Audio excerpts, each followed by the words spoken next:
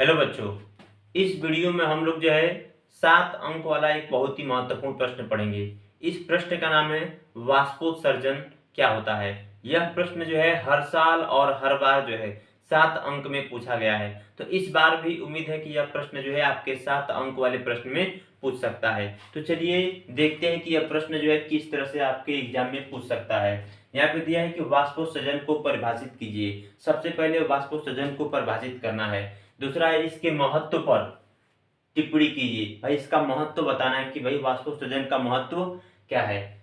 तीसरा उसमें पूछा है कि वाष्पोत्सर्जन को कौन कौन से कारक प्रभावित करते हैं, मतलब उन कारकों को बताना है जो वाष्पोत्सर्जन को क्या करते हैं, प्रभावित करते हैं। तो चलिए सबसे पहले हम लोग जो है वाष्पोत्सर्जन को परिभाषित करते हैं। बस हमारे साथ आप लास्ट तक रुकिए। मैं वादा करता हूं कि अगर ये प्रश्न आ जाएगा तो आप 7 नंबर पूरा में पूरा पाएंगे।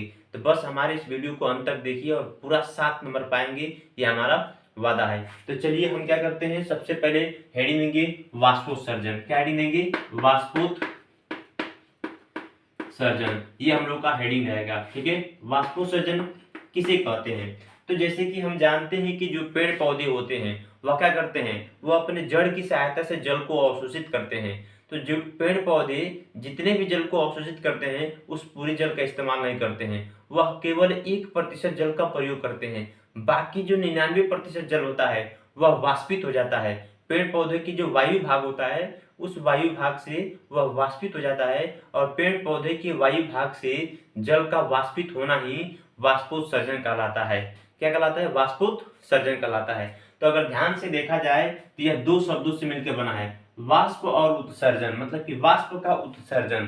किसका उत्सर्जन? वाष्प का उत्सर्जन। तो यहाँ पे परिभाषा इसका कैसे लिखते हैं, तो हम इसका लिखते हैं परिभाषा पेड़ पौधों के, ध्यान से देखिएगा, पेड़ पौधों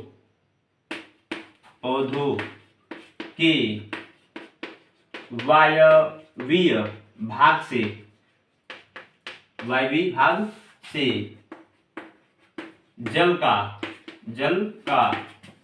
वाष्प बनकर उड़ना,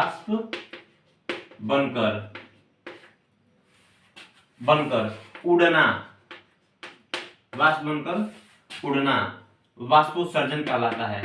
वाष्पोत्सर्जन कहलाता है। ठीक है, तो ये क्या हो गया? ये हो गया वाष्पोत्सर्जन की परिभाषा। बस आपको इसकी परिभाषा में इतना ही लिखना है। क्या लिखना है? पेड़ पौधों के वायवीय भाग से जल का वाष्प बनकर उड़ना वाष्पोत्सर्जन कहलाता है। ये हो गया वाष्पोत्सर्जन की परिभाषा। अच्छा, अब आप यहाँ पर यह भी बता सकते हैं कि वाष्पोत्सर्जन कितने प्रकार से होता है। तो लिख सकते हैं इसके नीचे, वाष्पोत्सर्जन जो है 3 प्रकार से होता है। तो पेड़ पौधों में वाष्पोत्सर्जन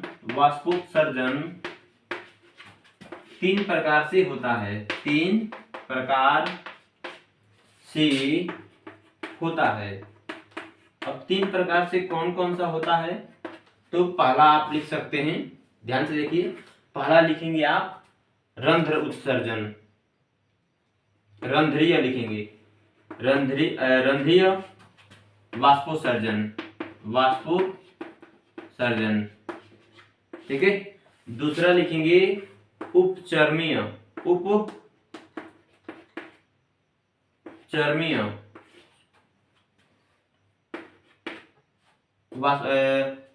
वाष्पोत्सर्जन। और तीसरा लिखेंगे वातरंध्रीय वाष्पोत्सर्जन।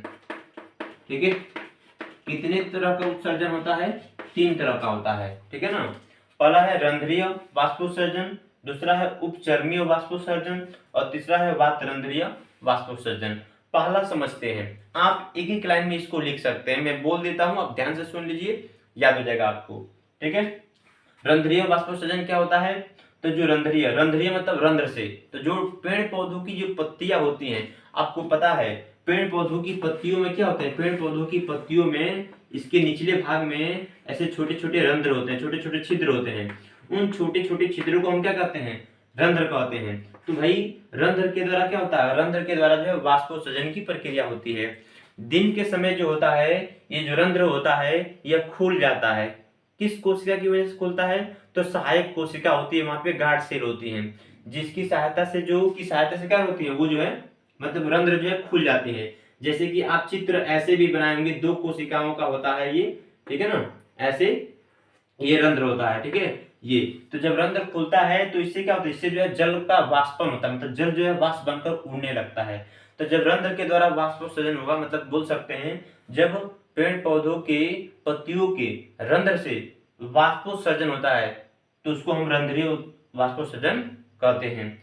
उपचर्मीय मतलब क्या होता है, पेड़ पौधों की जो पत्तियां होती हैं, पत्तियों की जो ऊपरी त्वचा होती है, उससे जब वाष्प का उत्सर्जन होगा तो उसको हम उपचर्मीय वाष्पोत्सर्जन कहते हैं। और वातरंध्रीय उत्सर्जन वाष्पोत्सर्जन क्या होता है, तो जो पेड़ पौधे की जो तना होता है ना बाबू, जो तना होगा, तना, इन तनाओं में छोटे छोटे छिद्र होते हैं, उन छिद्रों को हम वातरंध्र कहते हैं। क्या कहते हैं? वातरंध्र। इन रंध्रों के द्वारा क्या होता है, इन वातरंध्रों के द्वारा भी जो है वाष्पोत्सर्जन की प्रक्रिया होती है, लेकिन बहुत ही कम मात्रा में, बहुत ही धीरे धीरे होता है, और गैसों का आदान प्रदान भी होता है, ठीक है। तो आपको समझ में आया रंध्रीय वाष्पोत्सर्जन क्या होता है। तो जब पेड़ पौधों की जो पत्ती होगी उस पत्ती में रंध्र होता है, तो जब रंध्र के द्वारा वाष्प का उत्सर्जन हो तो रंध्रीय वाष्पोत्सर्जन कहेंगे। जब पत्ती की जब ऊपरी त्वचा के द्वारा होगा तो उसको उपचर्मीय वाष्पोत्सर्जन कहेंगे।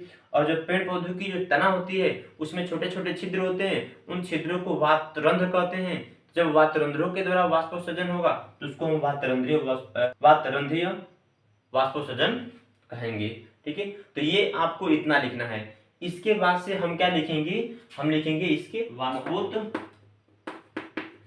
वाष्पोत्सर्जन का महत्व हेडिंग देंगे, ठीक है। इसका महत्व, भाई इसका महत्व क्या है, तो पहला आप महत्व इसका लिख सकते हैं कि वाष्पोत्सर्जन का महत्व क्या है। तो भाई वाष्पोत्सर्जन से क्या होता है, जो पेड़ पौधे होते हैं जब क्या करते हैं, पेड़ पौधे जो है जब मिट्टी से जल को अवशोषित करते हैं तो जो अतिरिक्त जल होता है वह अतिरिक्त जल क्या होता है, वाष्प बनकर बाहर निकल जाता है। तो बोल सकते हैं वाष्पोत्सर्जन द्वारा जो है, वाष्पोत्सर्जन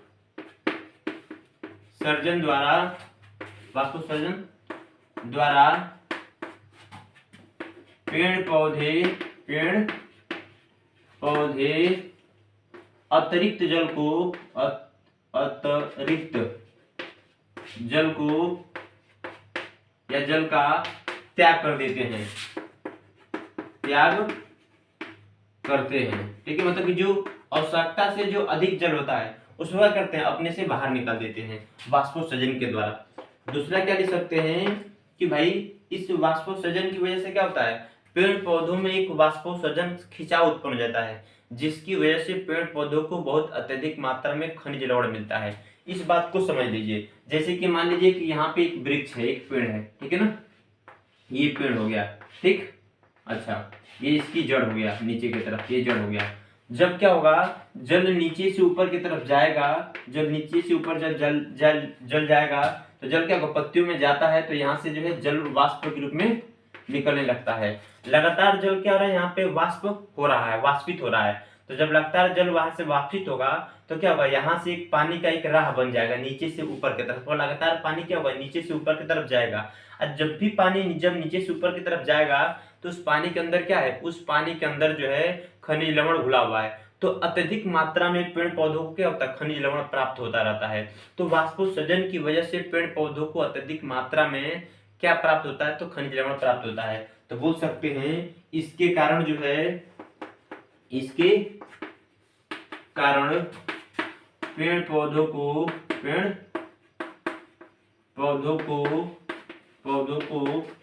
अत्यधिक मात्रा में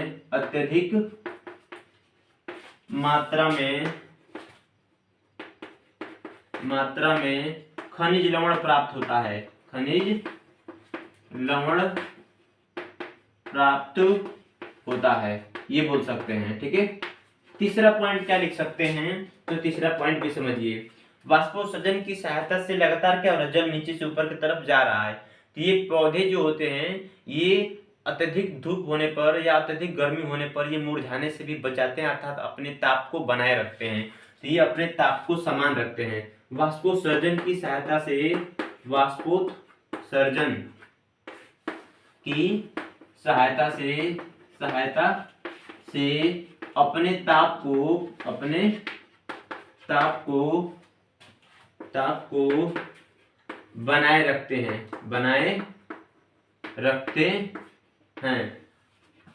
अर्थात बोल सकते हैं, अर्थात अधिक गर्मी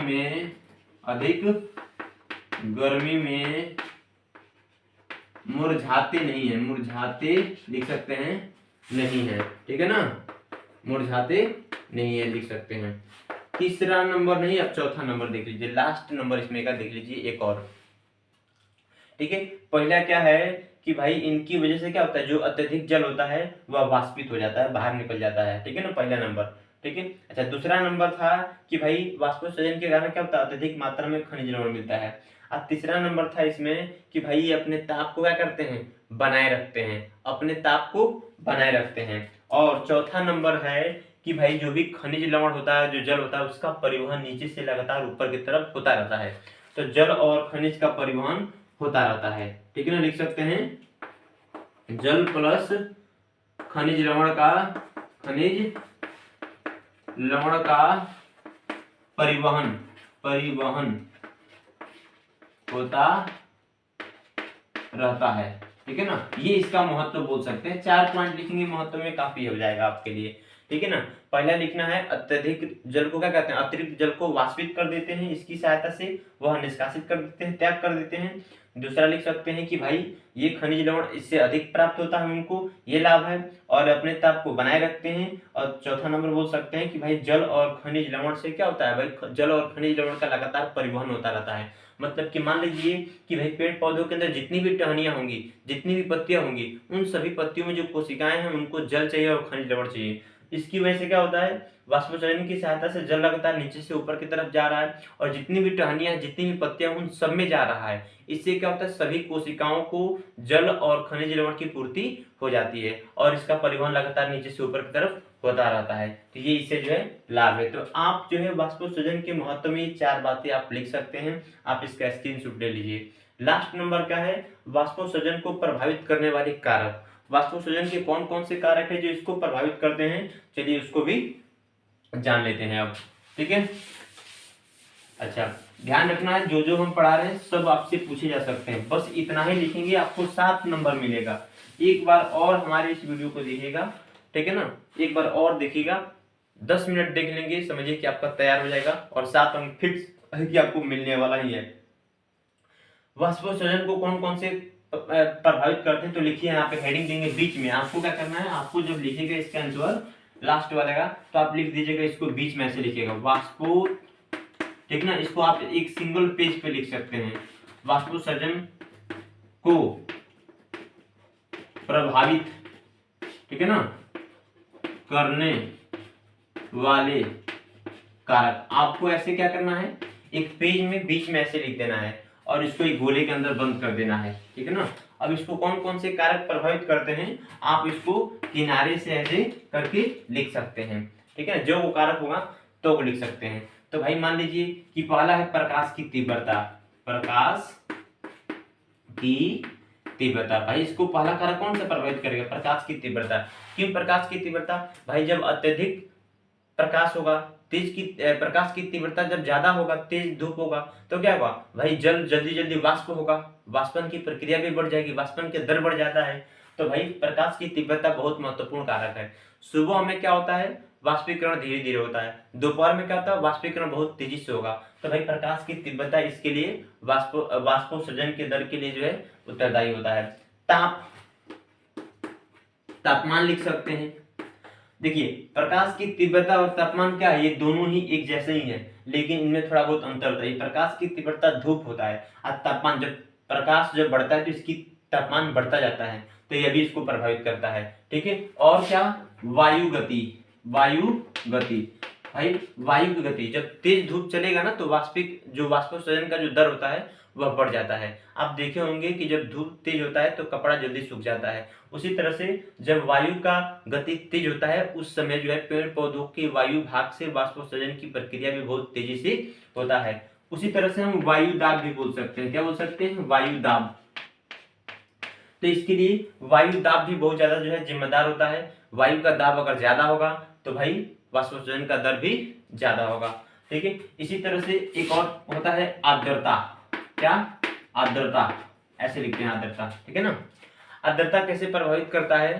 तो जो आर्द्रता होता है, आर्द्रता का मतलब होता है वायु में नमी। जब वायु में नमी ज्यादा होगा तो भाई वाष्पीकरण की क्रिया तेजी से नहीं होगी। जब वायु में नमी कम होगा तो वाष्पीकरण की प्रक्रिया क्या होगी? बहुत तेजी से होगी। तो ध्यान रखना है, जब वायु में क्या होता है, जब वायु में आर्द्रता कम होता है, वायु में जब आर्द्रता कम होता है तो वाष्पोत्सर्जन की क्रिया तेजी से होती है, और जब वायु में आर्द्रता ज्यादा होता है तो वाष्पोत्सर्जन की क्रिया धीमे धीमे होती है। तो इस तरह से आप क्या कर सकते हैं, इसके प्रभावित करने वाले कारकों को आप लिख सकते हैं। जरूरी नहीं कि इसके बारे में आप लिखें, नहीं, बस आपको ऐसे करके ये पांचों पॉइंट आप लिख देंगे, आपको पूरा पूरा 7 नंबर मिल जाएगा। तो ऐसे क्या करना है, आपको उत्तर देना है। ठीक है, पहला वाष्पोत्सर्जन की परिभाषा बताना है, उसी में उसका प्रकार भी बता देना है, उसका महत्व बता देना है, और चौथा नंबर जो है कौन कौन से कारक इसको प्रभावित करते हैं उसके बारे में बता देना है। पूरा पूरा आपका नंबर मिल जाएगा। तो बस इतना ही इस वीडियो में आप लिखेंगे, आपको पूरा नंबर मिलेगा।